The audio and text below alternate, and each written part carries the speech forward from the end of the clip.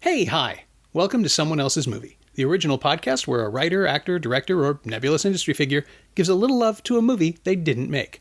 I'm Norm Wilner, senior film writer for Now Magazine, and this is the other thing I do.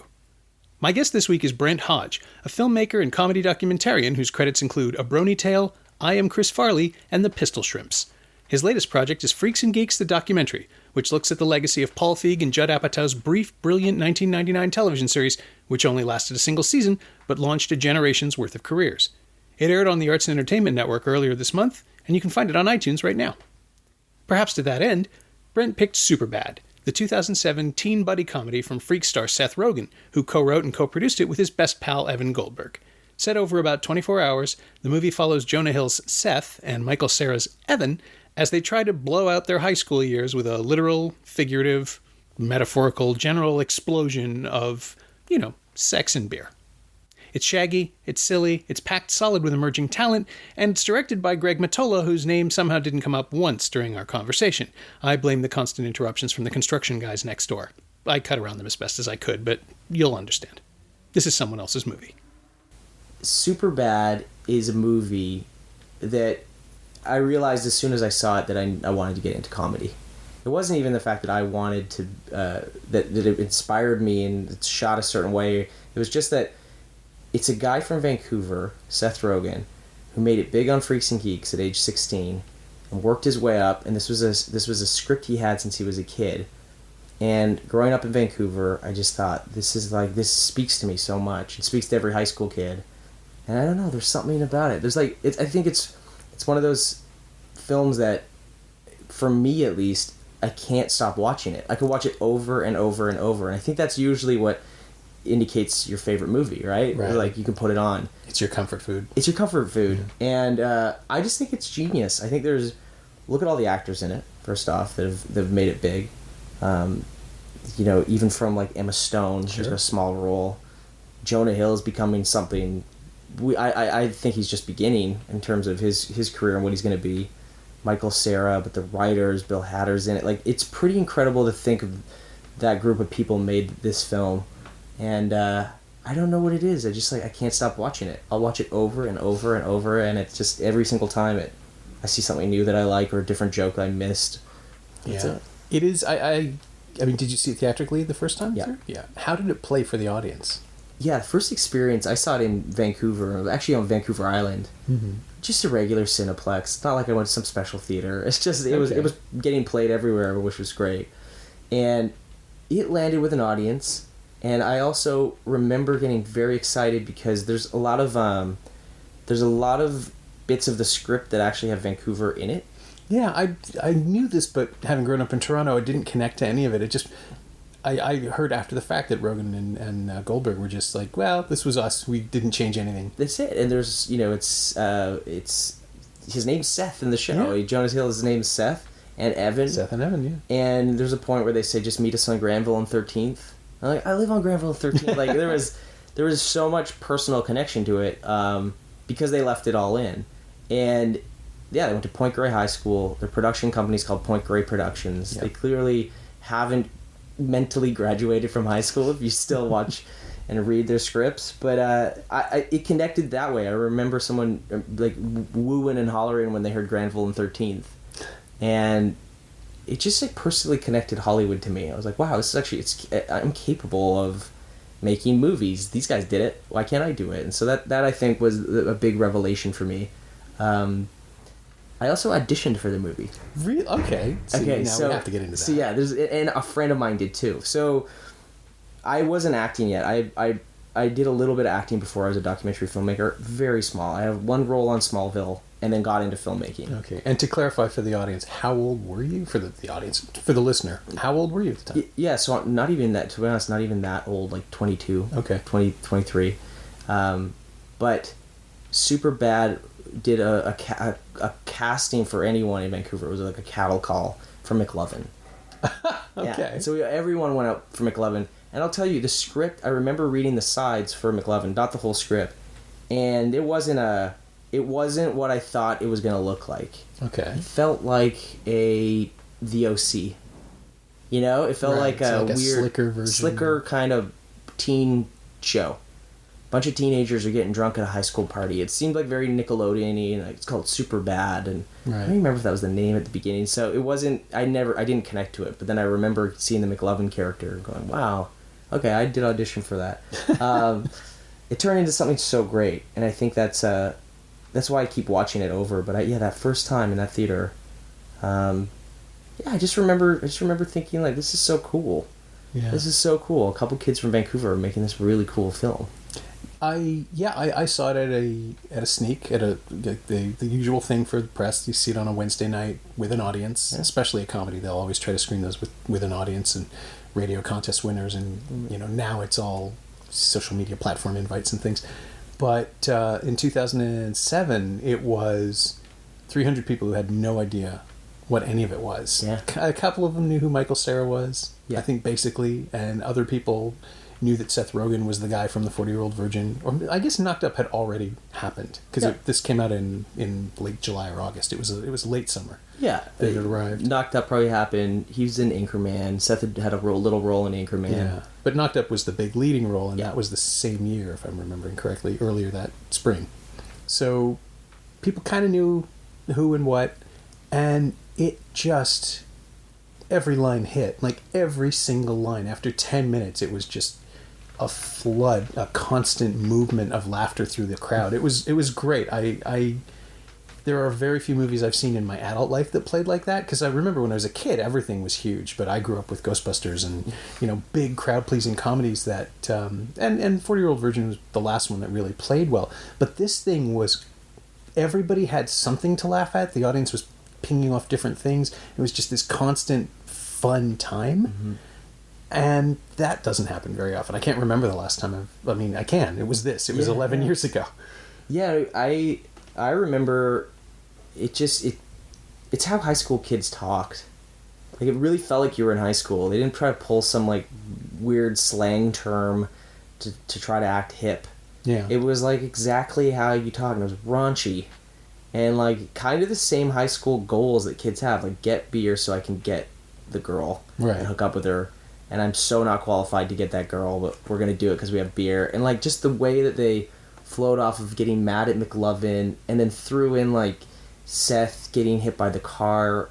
And then it was so great how the pacing of it doesn't stop, like you said. And it's just this snowball, and it keeps going, which is why I love rewatching it, because you pick up on things that you forgot. Yeah. Or now that actors are becoming big, you see them in this, like, and Martin Starr's in it. Yep. You're like, right, Martin kind of Starr. A disposable moment, but now it's exactly disposable moment. And then you just sort of do some research, and you're like, oh, actually Seth Rogen and Martin Starr were roommates. That's why he's in it. Yeah. And it's clearly so near and dear to their heart that it comes across when you watch it. Yeah. And the other thing you mentioned it, they're talking the way teenagers talk. The thing that I got just rewatching it for this was the glee everyone is taking in swearing, and it's not excessive. It's like the discovery that you can say the stuff around your friends, and your friends are going to say it too. So they're using profanity as punctuation in the way that you do when you're a teenager, and you're finally beginning to understand your own personality and what works and what doesn't and all that. But at the same time, it's just really fun to swear. Yeah, and that more than anything else, I think that and the way that. I'm going to use the actors' names because calling them Seth and Evan is just going to be too confusing. Yeah, right. The way that Hill explodes all the time, like he is constantly, it's not impatience, it's indignance. He's mad at everybody that they don't get him right away. Absolutely. But he's incapable of explaining himself, which is hysterically funny. It's just this great runner of watching him sputter and rage. And I think at the time some people compared him to Cartman, which was a weird connection to make, but I guess you can sort of see South Park was much, much more important at the time. Yeah. Now it's just this sort of thing that's around. Yeah, and it's weird. Like, it's sort of hard to pinpoint what kind of movie this is. Is it a bromance? Is it like kids on a quest? Did we even have bromances back then? Like, would we have known what that was? Totally. As an audience. Is it just a whole bunch of series of bromances? Like, there's Michael Cera and Jonah Hill, but there's also Bill Hader and Seth Rogen are in it as well. Yeah. And they kind of have their cop romance. Like, it's really cool. Let's read this. It's from the from the guys who brought you Knocked Up and The 40-Year-Old Virgin comes Superbad. So those movies were out. Seth, Jonah Hill, and Evan Michael Cera want nothing more than to hook up with the girls they like before heading off to college. To do that, they need to get to the liquor store for the big party that night. With the help of their friend Fogel, aka McLovin, and his fake ID, the three of them go on a chase for that elusive booze, dodging incompetent cops, Seth Rogen, and Saturday Night's Live's Bill Hader, while attempting to reverse a life losing streak in one hilarious night. Yeah, I mean, the One Crazy Night film is absolutely part of our narrative tradition. For sure. In terms of comedies. Exactly, especially for comedy, especially for pop culture. And this moment in time where you're still a kid for one more day. Right? That's true. The last day of school thing. Last day of school. Really this is like Ferris Bueller's Day Off. Like, we've done this. But that's the thing. That's what I think I like the most is like we've done this. This story's been told before. Mm-hmm. It's been told in Freaks and Geeks. It's episode 2, Beers and Weirs. Yeah.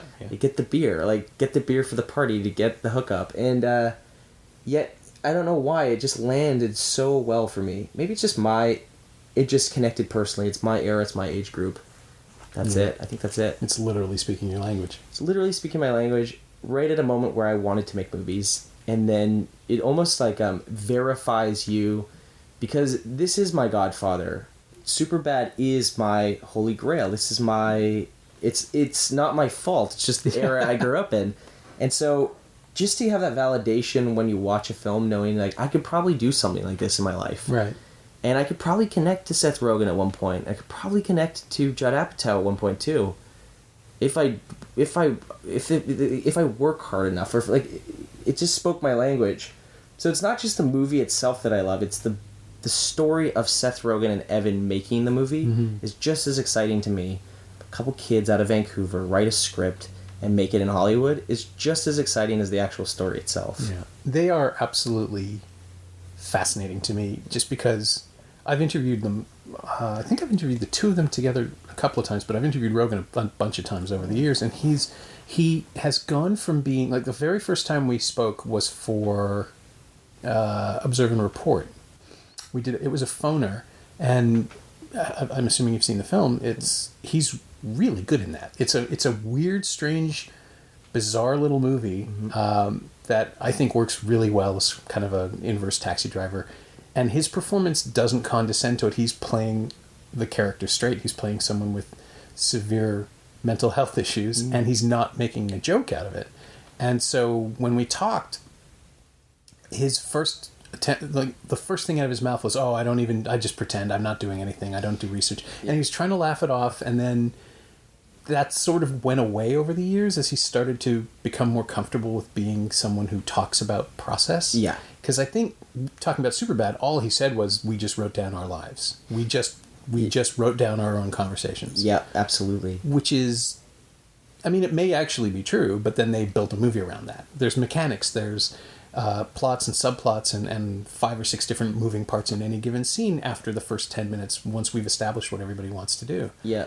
And subsequently, he keeps making movies that are incredibly complex, and they sort of shrug off responsibility. When they came back to town for This Is the End, they were doing the same thing. It's like, well, we just wanted to make a movie about the Rapture. And it's like, yeah, but you made a movie about the Rapture. Yeah. Let's talk about that. Yeah, absolutely. And he's not giving himself the credit that they really deserve for the complexity of their stories. Mm-hmm. And the force of will it takes to make a career. Absolutely. As well, out of this. Well, and geez, 50-50 is one of my favorites too. And you somehow made a comedy about cancer. Yeah. And it's funny. It's genuinely funny. And it's genuinely real, and it doesn't offend people. Mm-hmm. And everyone is affected by someone with cancer in their life, or has been.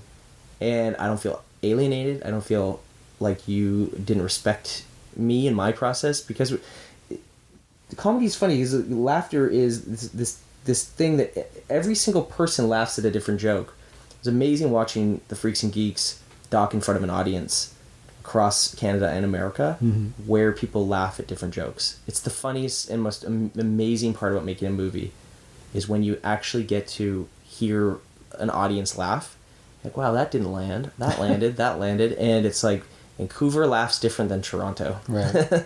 Which laughs different than New York. And that to me is like, so how do you universally, with a film that big, like a Superbad or a 50-50, like how do you catch an audience so well? You clearly are thinking at a much more universal level, in my opinion. I wonder if it isn't their specificity that actually makes it universal. You know, like the whole... I mean, you mentioned Ferris Bueller, and the genius of this film is that they're both Cameron.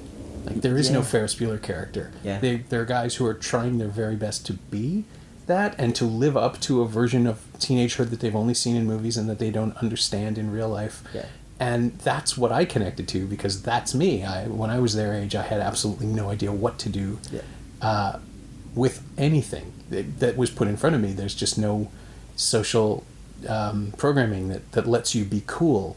And watching these, I mean, the genius, the absolute genius of the movie is that the score is only in their heads and no one else can hear it. Yeah. And it never directly tells us this, but that's the rhythm that they think they're moving to, and it's something no one else can hear, and it's just so just instantly effective at getting us on their sides and wanting that opening sequence, which people were kind of shifting in the theater trying to figure out what was going on, the silhouettes dancing to soul music, and as soon as that locks into people and we understand what's going on, it's just like, this is so great. This is the best depiction of adolescence in a North American pop culture that I've seen in years and years and years. Yeah, no, I agree. You know, the one thing I think that differentiates Superbad, call it a high school show, call it a high school movie. I think the difference in why it really hit was mainly the casting. It's because these are actually kids that you could relate to. Similar to Freaks and Geeks in the sense that they weren't 25-year-olds playing high school kids. Right. These weren't even... Well, Rogen was what, 14 when he first read and 16 when he shot it? 15, 16. Which is wild. Yeah. But for Superbad, it's like, not only are these the right age, but they're actually kids that I hung out with. Like, I have friends that look just like this and hung out like this and talk like this. We know McLovin. We have our own version of McLovin, which is why I think it landed. And that comes back to the genius of Allison Jones, who's the casting director. Yep.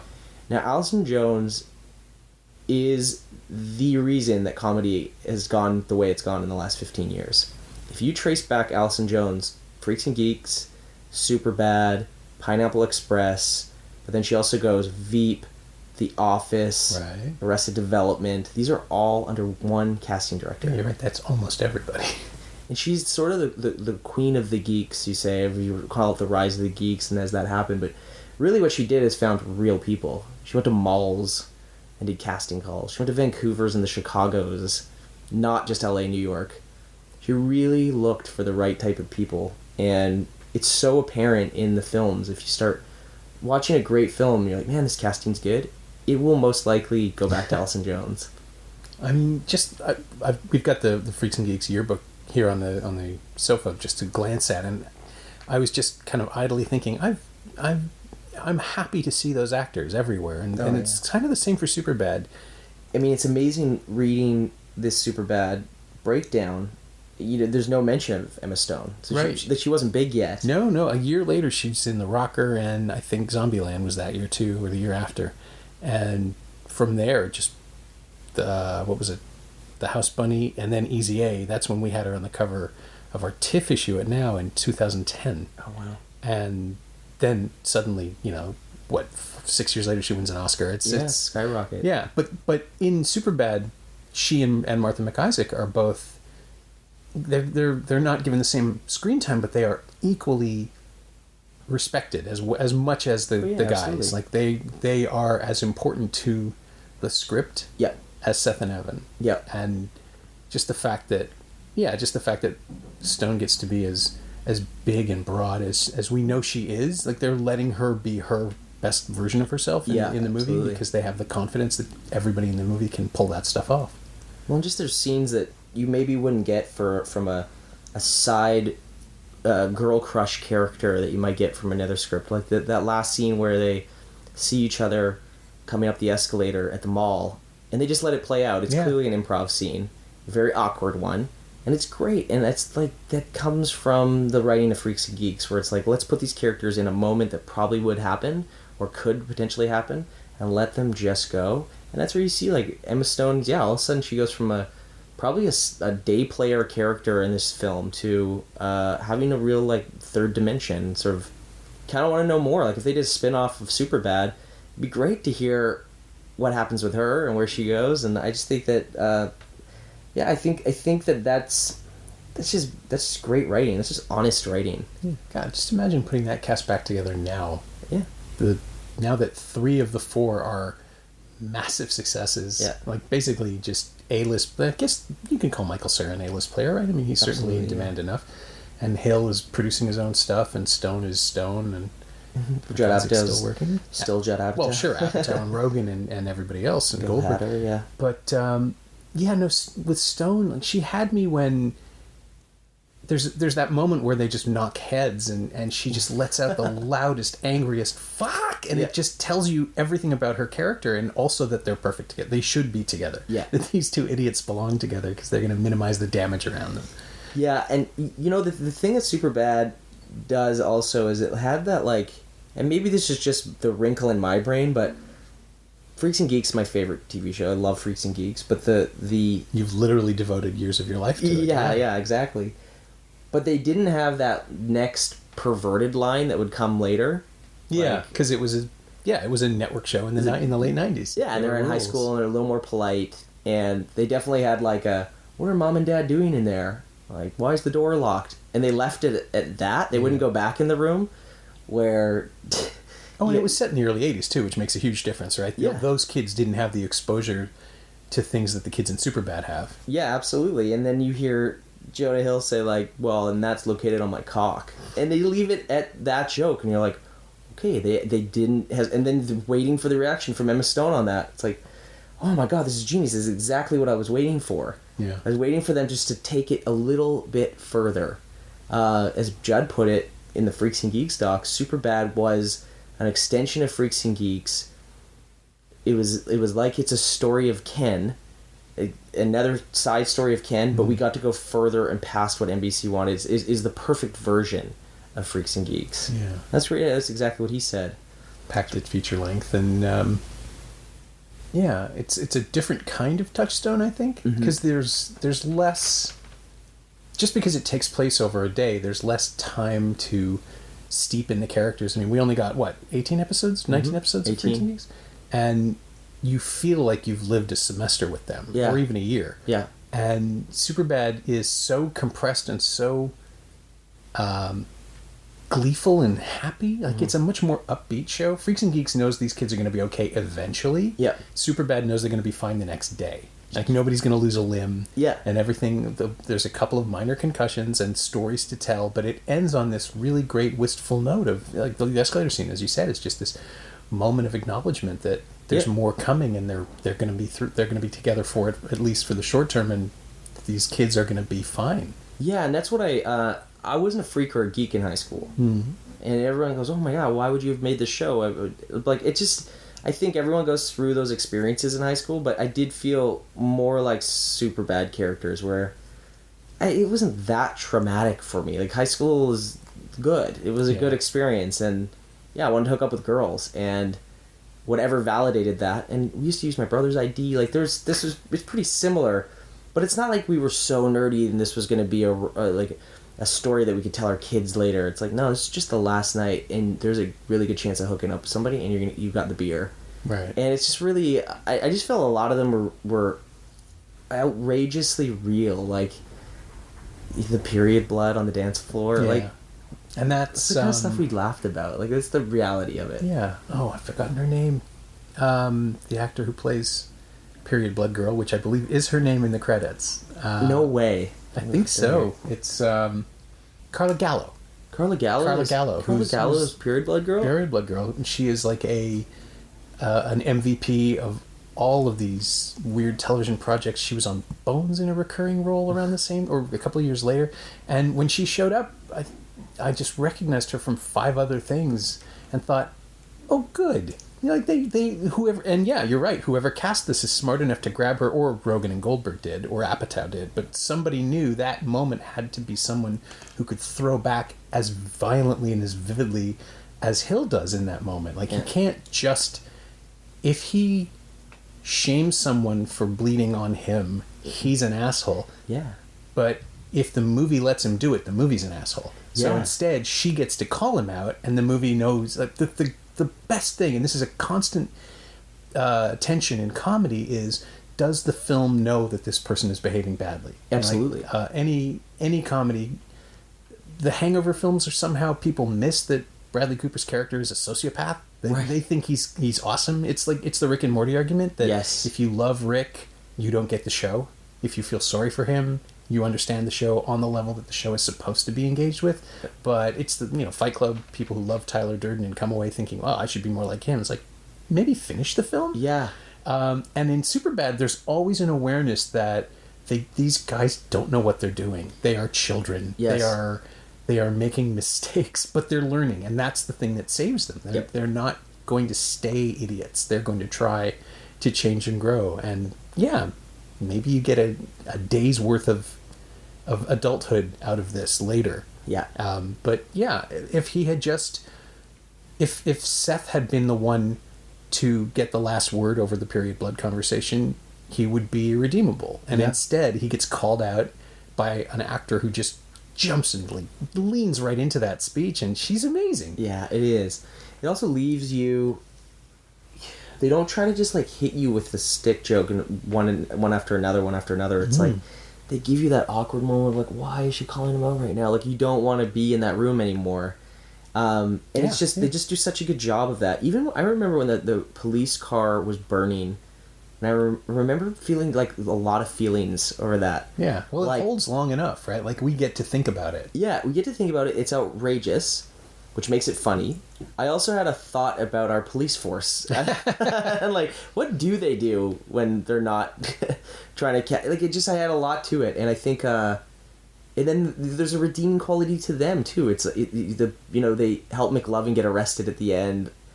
It's just so great. It's like such a man. It's so well put together.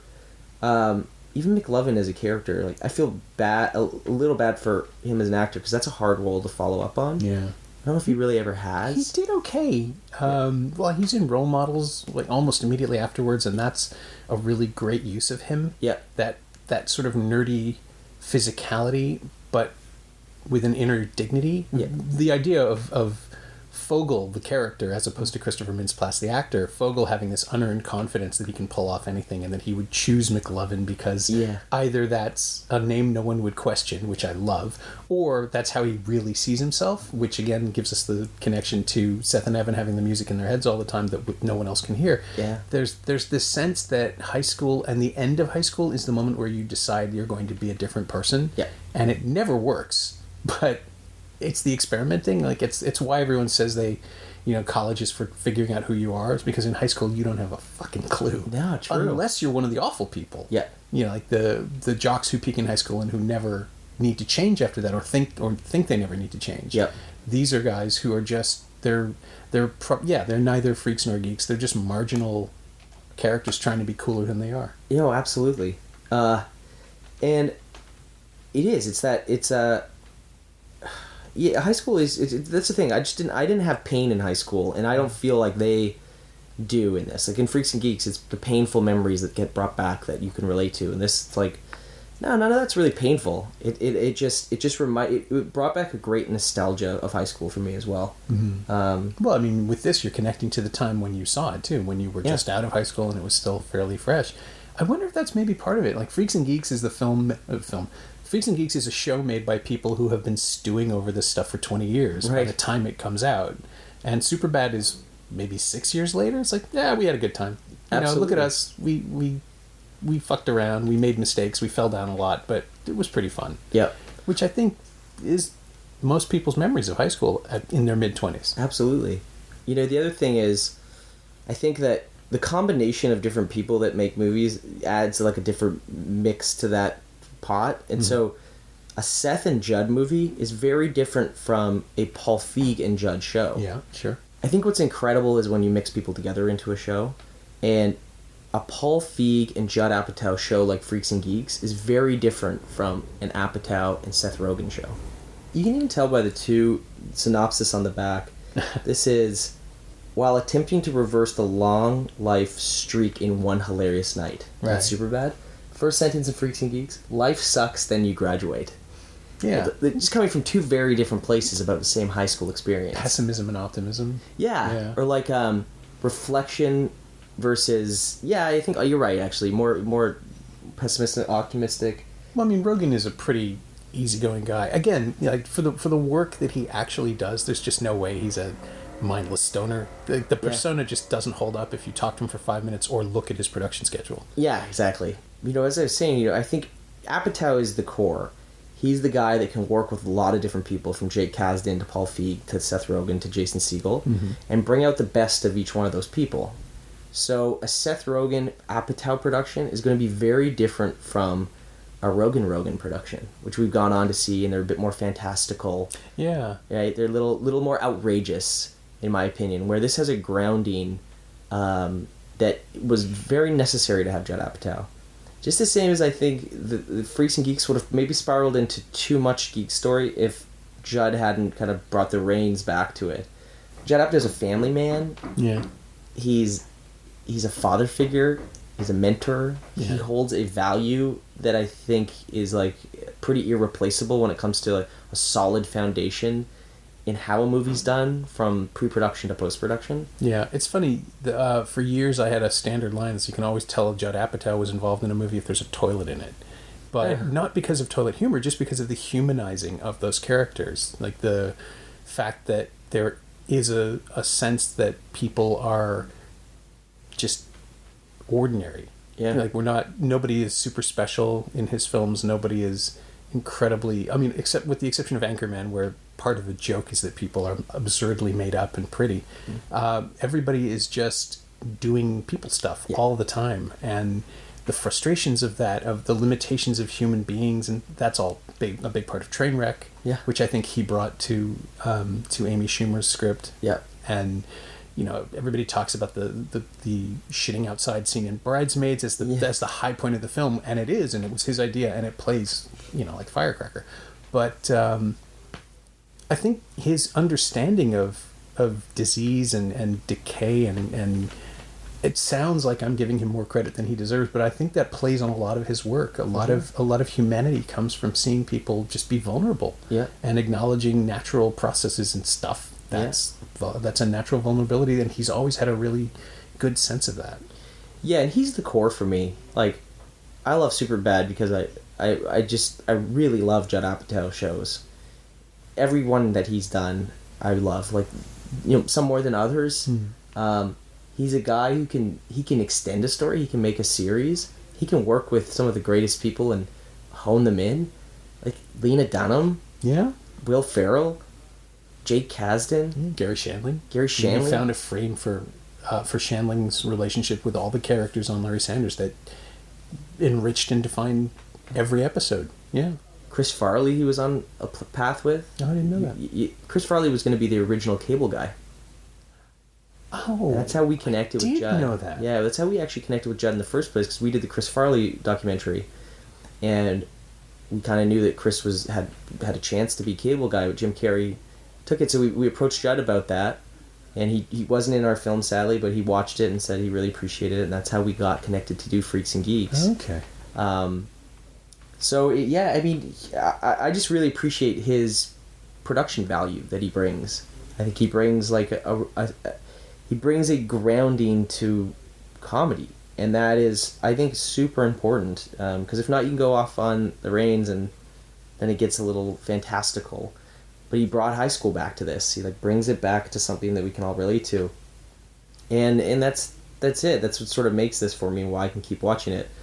I also think it's 2007. There's not a lot of outdated stuff in this. Yeah, the basic concerns of high school kids, I don't think really change very much. That's maybe a flip phone changes to an iPhone. Yeah, that's what keeps it evergreen. Yeah, they have internet access, but they're not abusing it. Yeah, yet. There's not slang that they're abusing. There's no cameo from that one pop star in that moment, right?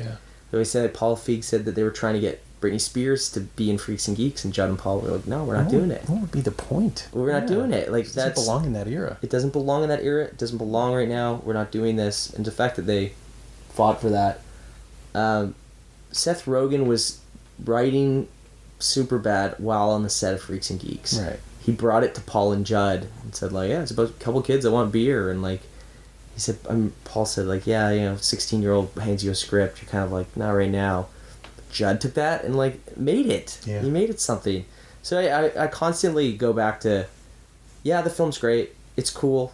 I think it'll last forever. It's funny. But it's really the stories behind that I care about the most.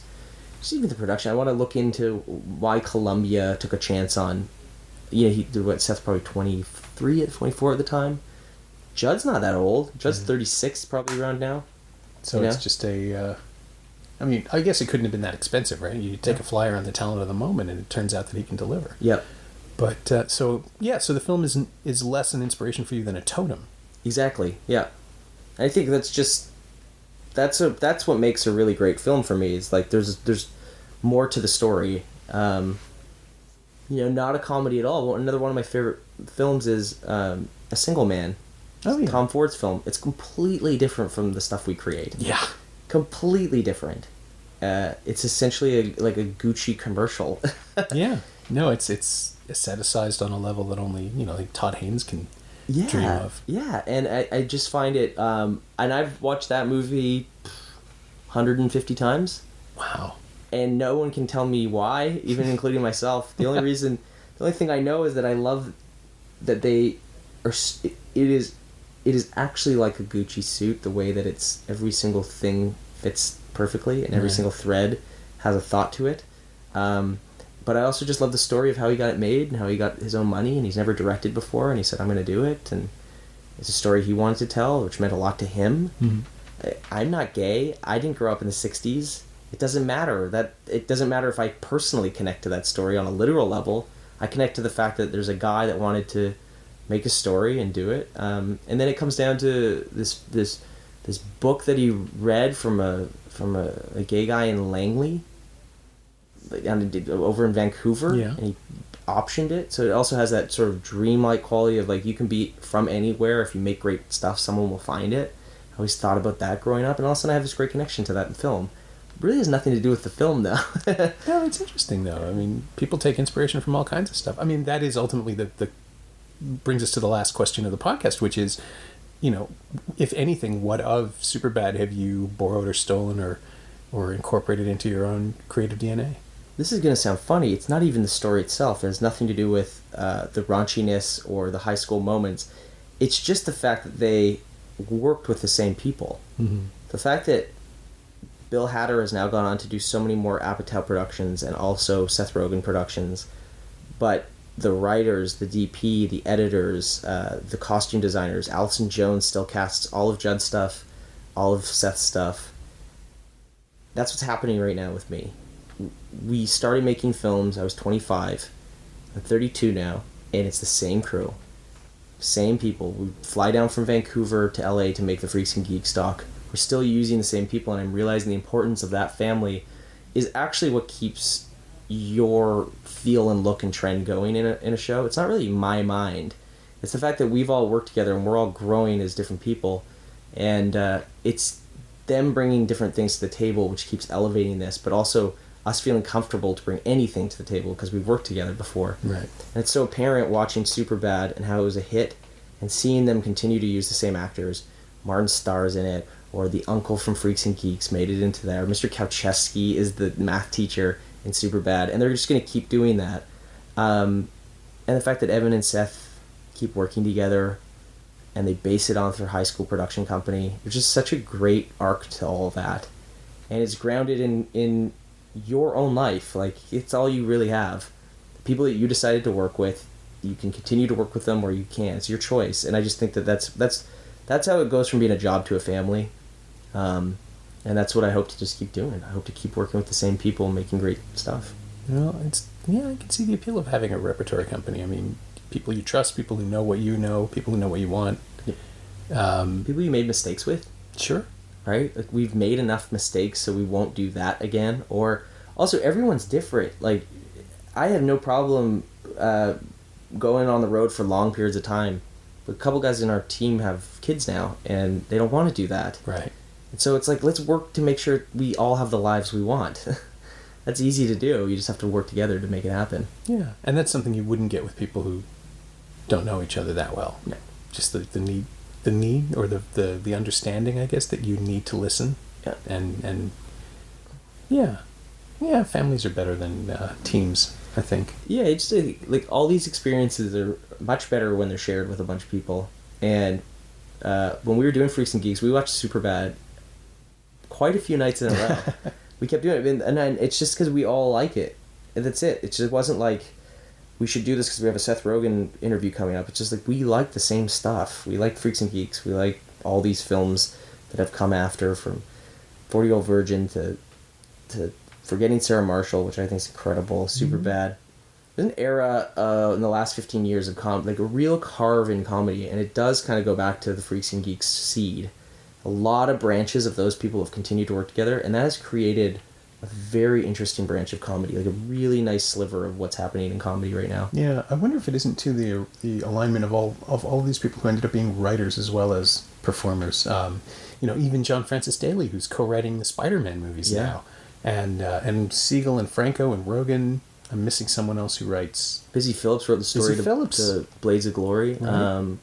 Martin Starr has just sort of become this, like, in my eyes, like a Bill Murray nerd guru. Yeah. He's kind of there. He's also just the series guy, like Silicon Valley, Freaks and Geeks,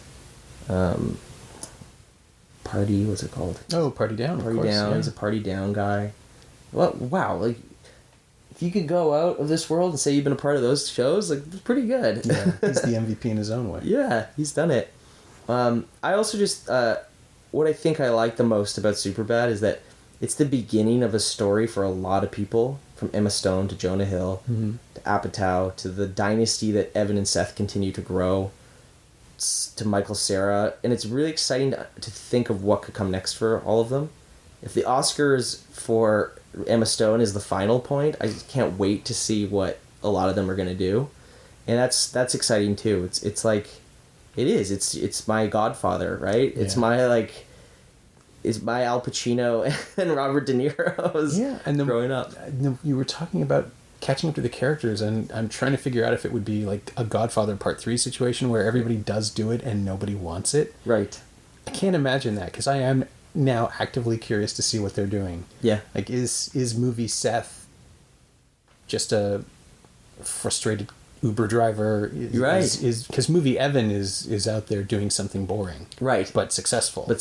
Yeah. And movie Seth tried to do something and it didn't take. I can just tell that's his thing, the unearned confidence. Yeah, movie Seth is he's a party promoter for a nightclub in Vancouver on Granville Island. I can see that. And Evan's an accountant.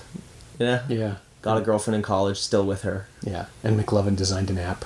Yeah, they always design apps. McLovin's either super poor or a millionaire. There's no in between. Yeah, it'll be like the line from 30 Rock that will either be working for him or dead by his hand. Yeah, absolutely. Yeah, I am not worried about McLovin, and I am terrified of him at the same time. Nora, I'll say one thing. This room is phenomenal. Like, people that aren't here right now and are listening, it's a full DVD Blu-ray library. It's a testament to OCD. Yeah, but it's also just a testament to a movie buff. Well, sure. I've been at this forever. You have 2 copies of I Know What You Did Last Summer in my plain view right now. Oh, I think there's 4 in the house. I'm on the box. Sony Home Video quoted me. I reviewed it for the Toronto Star. They took 2 sentences from different paragraphs and stitched them into a single fake pull quote that says something I'd never said. Wow. But my name's on it, and so it's pre-internet too. Sheer vanity. Yeah. Wow.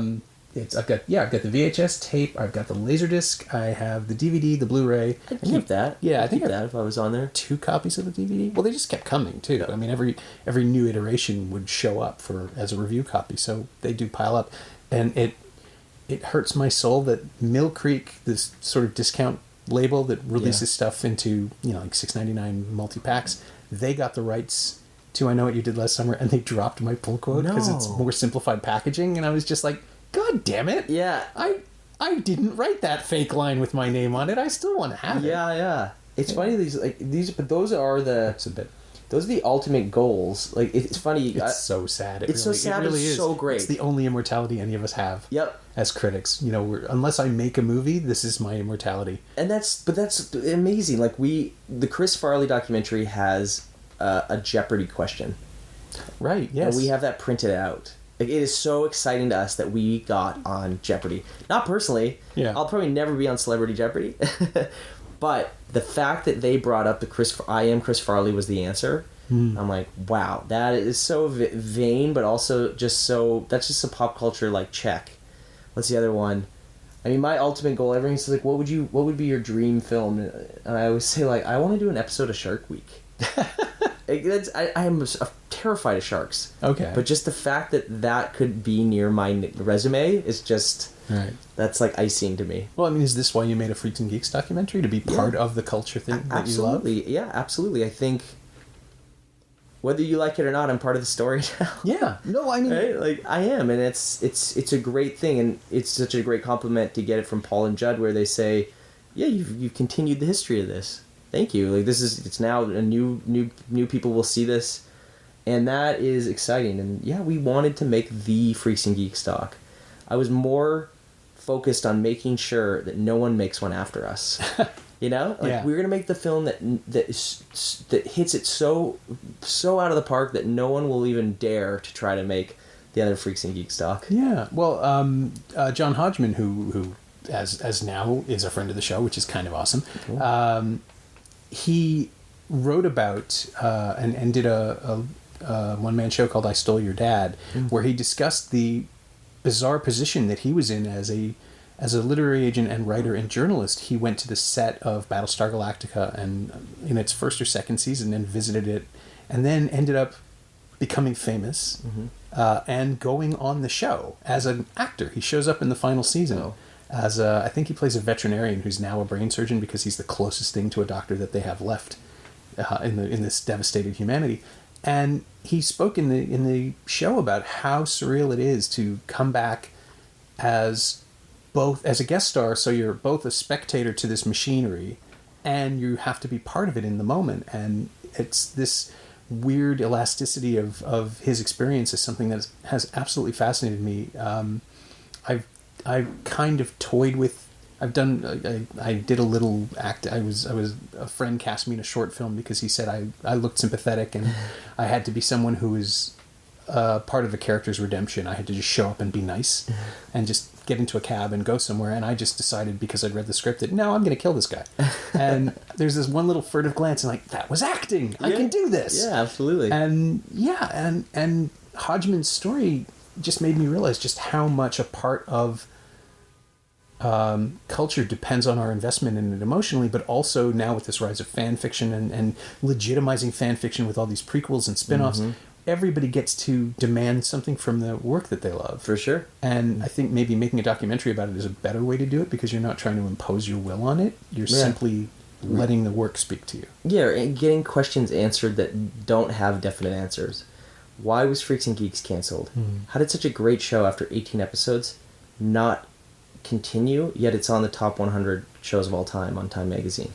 It was too good for this world. Yeah, I mean, we actually have those, right? Wonder Falls. And, oh my gosh, there's tons. Yeah, and it's but the fact that no one's answered that. Why doesn't Chris Farley have a documentary? Muhammad Ali has 50. Why doesn't he, like? Yeah. Come on, he's my Muhammad Ali. Like, why he should have one? I want to hear about his early stuff, and I just think that's a beautiful way to come at a movie. Like, there's an unanswered... It's journalism. There's an unanswered question. We're going to find both sides to it. We're going to get the answer for you. Yeah. And also, you get to meet all your heroes. You get to do that, too. That's really fun. And then the irony of it is that Who Wants to Be a Millionaire is actually the reason that Freaks and Geeks got canceled. The irony of that is that in 2009, back to a full circle of pop culture incredibleness, 2009, one of the questions on Who Wants to Be a Millionaire, while it's now in its terrible run of syndication, new host, was, what was Linda Cardellini's first TV show? ER, a couple other things, and then Freaks and Geeks is the answer. You're like, wow, what a weird full circle here. Yeah, it's a beautiful thing. I mean, it's great, and it's also it's not our only movie we're ever gonna make. I think that's what I've gotten over the last few years is like, you can make a bunch. They don't all have to be this huge, personal, crazy. You have to make those, but you can also make the Freaks and Geeks doc, and it can be good, and you can enjoy it, and then make another one, and like you can keep making movies. I'm trying to make 5 to 10 at a time now. Like we want to make a lot. Nothing wrong with that. I always thought maybe I need to do that one masterpiece and that'll be my work. Like no, just make movies. You like making movies, don't you? Enjoy the process of making them. Yeah, but you end up looking in the rearview mirror and one of them is the masterpiece, right? That's I mean, it. if you do what you want, eventually you'll perfect it. Well, and that's Seth and Evan to me. And that's the influence of Seth and Evan. Did they think Superbad was going to be what it is now and be an influence on younger filmmakers like myself? Maybe, but they're also just making stuff, and maybe Pineapple Express has a different kind of like suction to a different filmmaker. You never really know, and I think that's it's exciting. They're just throwing it all up. They've done like 10 movies since. Yeah, more at probably. Least, yeah. I was just trying to think. And Preacher, like everybody forgets, they run that show, and they run that other one. They the other direct one the on first two. Future Man. Future Man. Yeah. Like what? And they also did a documentary I've wanted to get made, which is the Console Wars, the book, which is about Sega and Nintendo.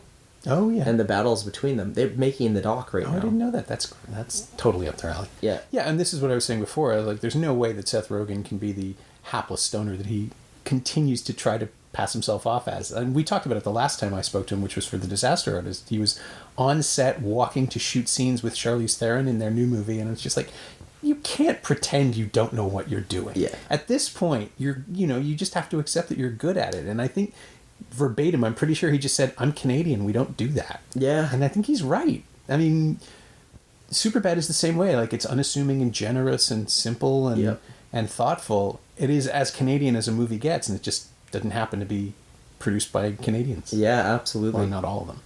Well, that's it. So good for us. It is so good for us. I also think, I just think there's so much more that's going to happen with these guys, and it's going to be great. They've sort of just hit the Golden Globe Oscar buzz with Disaster Artist. Mm-hmm. Like, what's next? They're still going to make great comedies, and those are going to hit and do well, but like, they're a force to be reckoned with. Yeah, I was going to say the next thing has to be some kind of giant religious epic, but they did that with This Is the End. They've already made the next steps. Yes, they've made an animation now. That's right. Right? They've gone, and they keep being successful with them, and they're going to keep going. I've never met Evan yet, and I'm really excited because I am a behind-the-scenes guy, and I know Evan is. Seth is as well, obviously. They're directing, writing, producing, you name it, but I just want to pick his brain, because he's been a bit of a silent partner up until the last few years. And, he's very involved in Superbad, but he's not in it. And just, I would love to hear about his process. Yeah. I think he's having interviewed the two of them together when This Is the End came through, he's definitely the grounding force. He's the one who'll talk about nuts and bolts, but I don't think it's because Rogen doesn't know about that stuff. It's just that he gets so enthusiastic about whatever it is he's talking that Goldberg just has to come back around and say, and of course, we had to do it this way with these things. Yeah. But yeah, no, they're fascinating, and I'm not crazy about Pineapple Express, but it's not playing for me. Like, it's just not my kind of 80s action movie stuff. There's only so far you can go. Give me a Kiss Kiss Bang Bang instead. Yeah, right. But yeah, I think that's the only time I've been really disappointed by anything of theirs, and even then, there's stuff to enjoy. Oh yeah, yeah. No, there is. Yeah, they're not gonna hit all of them. I don't love all of Apatow's movies. But some really speak to me, and others I will definitely watch. Yeah. Yeah, and that's cool. That's cool. That's influencing what I really like, what I want to make too. I hope we make a movie that not everybody likes. It's one thing we've hit. Like, everyone loves Farley. Everyone loves Freaks and Geeks. I would love to try one that, like, maybe has some people wanting to walk out of the theater. Really? Something legitimately divisive. Yeah, not like Mother, but like... I don't know if I ever want to make anything like disturbing. I love to inspire and influence in the films and go with comedy from an optimistic way, but I would like to push the boundary a little bit when it comes to, maybe it's a proactive documentary, maybe it's just pushing the documentary category a little more of like, real life is funny, we should laugh, they don't all have to be serious. Documentaries are very serious right now. Yeah. Every single one, it's like, turn the lights on. Why are you so moody? Why does it have to be a true crime? Yeah. Does somebody have to die? There's always a cult. And there's always a cult. That's the next one. There's always a cult. Always cult, and there's the trend that kind of happen. And I'm like, documentaries are in a really great place right now. It used to be NFB, CBC, maybe Knowledge Network. There's nowhere to really go. A&E. Now it's Netflix, it's Hulu, it's Amazon. You can go a lot of places and get these picked up. And I think documentaries are breaking up, so it's not just a doc. It's a socio-political, it's a true crime, it's a comedy, it's a pop culture.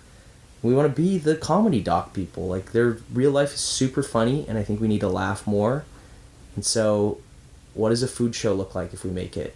What is a historic doc? Well, that's Freaks and Geeks to us. Right. What's an iconic doc? That's Farley.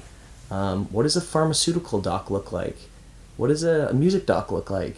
So that's where I'm trying to go with it, and hopefully that pushes a lot of boundaries. That's really interesting. I would like to see a comic pharmaceutical documentary. Yeah. Like just some sort of drug trial that has terrifying and yet funny results. Yeah, right.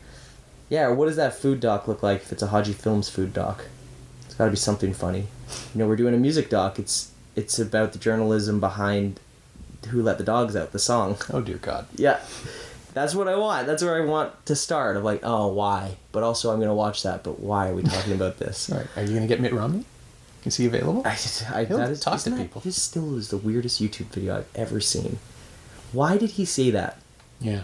Why did he say that? Because he's an incredibly awkward white man who's deeply uncomfortable around black people, and that's where his brain went. It is fascinating to watch that moment. Right? It's so crazy that he said that. But also, Who Let the Dogs Out, the song has multiple owners. Yeah, a lot of people claim that they let the dogs out. From a guy in Trinidad to a hairdresser in London to 2 kids in Jacksonville, Florida, to the Baja Men who were managed by Steve, what's his last name? He did Hansen. He was a Hansen's manager. Oh, okay, yeah.